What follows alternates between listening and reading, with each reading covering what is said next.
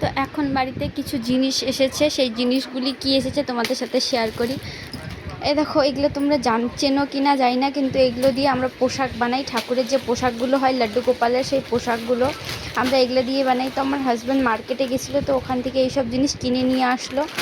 যেহেতু সামনে জন্মাষ্টমী চলে আসছে, তো জন্মাষ্টমীতে বানানোর জন্য নিয়ে আসছে।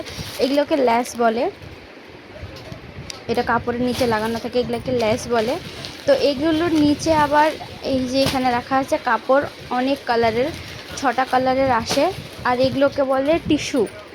এগুলো যাতে কাপড় যখন কাটা হয় বা মানে বানানো হয় পোশাক, যাতে কাপড় খুলে খুলে না যায়, তাই প্রোটেকশনের জন্য সাইড দিয়ে টিস্যু লাগানো হয়। আর এগুলো হচ্ছে কাপড়।